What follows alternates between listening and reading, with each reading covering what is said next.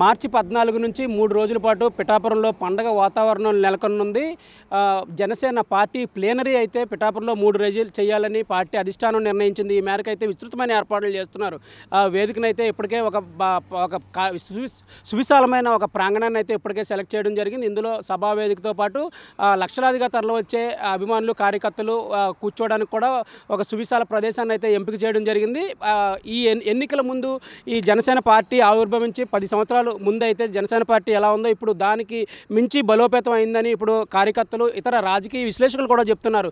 గతంలో జనసేన పార్టీ ఆవిర్భావం నుంచి ఎన్నో కష్ట నష్టాలకు వచ్చి స్వయంగా సొంత నిధులతో ఈ పార్టీని అయితే ఇప్పటి వరకు నెట్టుకుంటూ రావడం జరిగింది. ఎన్నికల ముందు 100% స్ట్రైక్ రేటుతో పోటీ చేసిన అన్ని స్థానాలను జనసేన కైవసం చేసుకోవడంతో పార్టీ వర్గాల్లో విస్తృతమైన ఒక బలమైన నమ్మకం ఏర్పడింది. వాళ్ళలో కూడా జోష్ నింపిందని చెప్పుకోవచ్చు. ఈ పవన్ కళ్యాణ్ అయితే సొంత నిధులతో ఈ పార్టీని ఇప్పటివరకు బలోపేతం చేస్తూ వచ్చారు. ఎన్నికల ముందు పార్టీకి కేటాయించిన గాజు గ్లాస్ గుర్తు కూడా ఉంటుందో లేదో అనే సమయంలో ఎన్నికల తర్వాత వారు సాధించిన విజయాలతో 100% స్ట్రైక్ రేటుతో కేంద్ర ఎన్నికల సంఘం కూడా జనసేనను ఒక జాతీయ పార్టీగా గుర్తించడం జరిగింది. అదేవిధంగా ఈ గాజు గ్లాస్ గుర్తును వారికి శాశ్వత గుర్తుగా కూడా కేటాయించడం జరిగింది. ఈ నేపథ్యంలో జనసేన కార్యకర్తలు, నేతలు అయితే జోష్తో ఉన్నారని చెప్పుకోవచ్చు.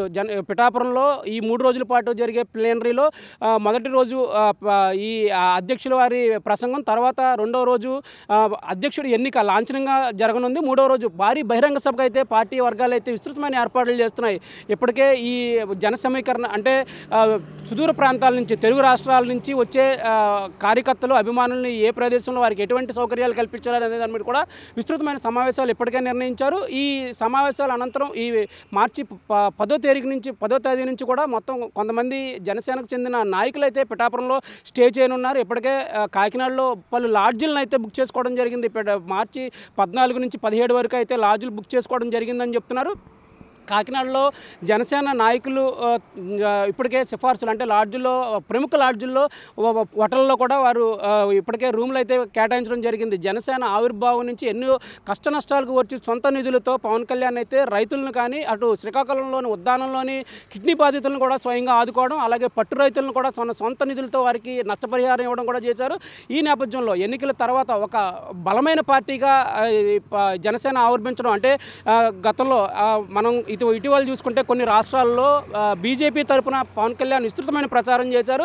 పవన్ కళ్యాణ్ ప్రచారం చేసిన ఆ నియోజకవర్గాల్లో బీజేపీ అభ్యర్థులు ఘన విజయం సాధించడం కూడా బీజేపీలో పవన్ కళ్యాణ్కి ఒక ప్రధాన స్థానం, ఒక ప్రధాన వ్యక్తిగా ఆయన్ని గుర్తించడం కూడా జరిగింది.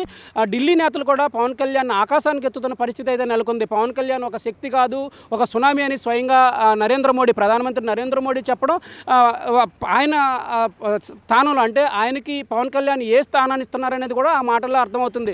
పవన్ కళ్యాణ్ కూడా ఈ పిఠాపురం నియోజకవర్గాన్ని ఒక అద్భుతమైన, ఒక ఆదర్శప్రాయమైన నియోజకవర్గంగా తీర్చిదిద్దుతానని ఎన్నికల ముందు ఆయన హామీలు ఇవ్వడం జరిగింది. అదే హామీలను అయితే ఆయన నెరవేర్చే దిశగా అడుగులు వేస్తున్నారని చెప్పుకోవచ్చు. పిఠాపురంలో పూర్తి స్థాయిలో కనీస అవసరాలు, గత ఎంతోమంది పాలకులు మారినా, ఎన్నో ప్రభుత్వాలు మారినా కనీస అవసరాలు తీరక ఎంతోమంది ప్రజలు ఇబ్బందులు పడుతున్న నేపథ్యంలో వారికి కనీస అవసరాలను అయితే గుర్తించడం జరిగింది. జనసేన కేడర్ పవన్ కళ్యాణ్ దృష్టిలో వారి సమస్యలను అయితే గుర్తించి వారి సమస్యలను తీర్చే దిశగా కూడా ప్రయత్నాలు అయితే కొనసాగుతున్నాయి. ముఖ్యంగా పిఠాపురంలో తాగునీరు సమస్య అయితే నెలకొంది. దీనికి కూడా పవన్ కళ్యాణ్ అయితే దాన్ని శాశ్వతంగా తాగునీరు ఇబ్బందులను తొలగించడానికి అయితే ప్రణాళికలు సిద్ధం చేస్తున్నారు. మరోవైపు వైద్య సాయం అందక ఎంతోమంది ఈ రహదారిపై ప్రయాణించేవారు ప్రమాదాలకు గురై చనిపోవడం కూడా జరిగింది.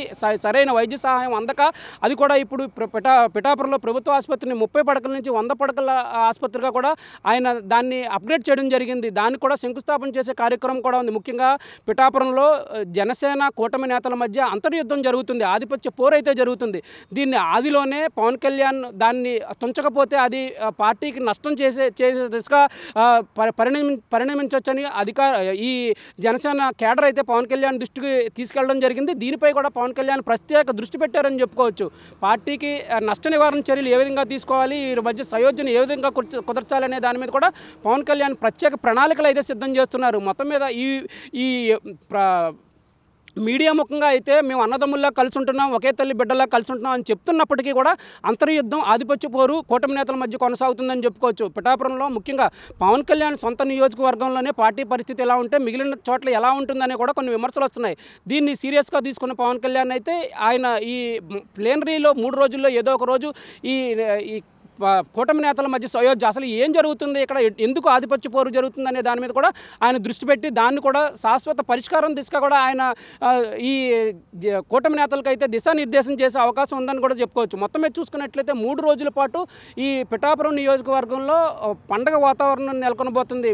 పవన్ కళ్యాణ్ చూడడానికైతే తెలుగు రాష్ట్రాల నుంచే కాకుండా మిగిలిన రాష్ట్రాల నుంచి కూడా ఈ పిఠాపురానికి అధిక సంఖ్యలో లక్షలాదిగా కార్యకర్తలు, పవన్ కళ్యాణ్ అభిమానులు కూడా పిఠాపురానికి పోటెత్తనున్నారు. మొత్తం కొన్ని ట్రాఫిక్ ఆంక్షలు కూడా ఇప్పటికే సిద్ధం చేశారని చెప్తున్నారు. అంటే ఆంక్షలు ఏ విధంగా ఉండబోతున్నాయి అనేది కూడా మరి కొన్ని రోజుల్లో అయితే తెలవబోతుంది. మొత్తం మీద మార్చి మొదటి వారం నుంచి పిఠాపురం అయితే సందడిగా మారనుంది. పిఠాపురంలో ఈ ప్లేనరీ ఎటువంటి నిర్ణయాలు తీసుకుంటారంటే రాజకీయ పరంగా ఎటువంటి నిర్ణయాలు తీసుకుంటారు, పార్టీ బలోపేతం అయిన తర్వాత పార్టీని మరింత బలోపేతం చేయడానికి ఎటువంటి నిర్ణయాలు తీసుకోబోతున్నారు అనేది కూడా ఈ ప్లేనరీలో చర్చించే అవకాశం ఉంది.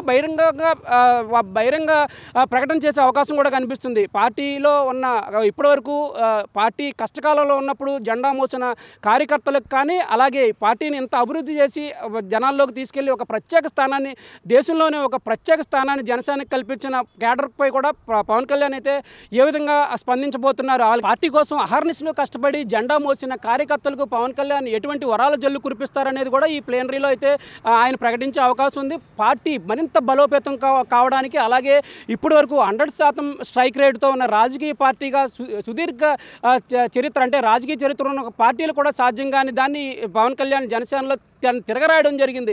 ఈ పార్టీ ఇప్పుడు ఒక బలోపేతమైన పార్టీగా ఆవిర్భించడం కూడా జరిగింది. ఢిల్లీ నేతలు సైతం పవన్ కళ్యాణ్ని మెచ్చుకునే స్థాయికి అయితే ఈ జనసేన పార్టీ ఎదిగిందని చెప్పుకోవచ్చు. పార్టీ ప్రారంభం నుంచి ఎలా ఉంది, ఇప్పుడు ఎలా ఉంది అనే దాని మీద కంపేర్ చేసుకుంటూ కూడా పవన్ కళ్యాణ్ అయితే పార్టీ నేతలకు కానీ కేడర్కి కానీ ఒక దిశానిర్దేశం చేయనున్నారు. 3 రోజుల పాటు ఇక్కడ పిఠాపురంలో ఈ ప్లేనరీ ఎంతో ఆద్యంతం, ఎంతో ఉత్కంఠగా పవన్ కళ్యాణ్ ఏ విధమైన ప్రకటనలు చేస్తారు, కూటమి నేతలపై ఎటువంటి స్పందన ఉంటుంది, అంటే వచ్చే ఎన్నికల్లో పార్టీ ఎలా ఉండబోతుంది, ఎలా పోటీ చేస్తుంది అనే దాని మీద కూడా ఒక ప్రత్యేక ప్రకటన అయితే చేసే అవకాశం ఉందని కూడా పార్టీ నేతలు చెప్తున్నారు. ముఖ్యంగా రాజకీయ విశ్లేషకులు, రాజకీయ విమర్శకులు కూడా ఈ ప్లేనరీపై ప్రత్యేక దృష్టి పెట్టారని చెప్పుకోవచ్చు.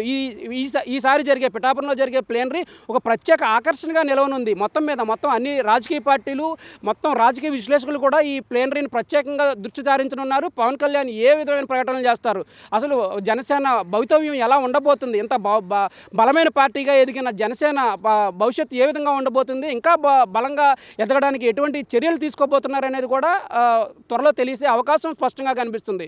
మెగా న్యూస్ కోసం వీడియో జర్నలిస్ట్ దొరబాబుతో ఉదయ్, పిఠాపురం నుంచి.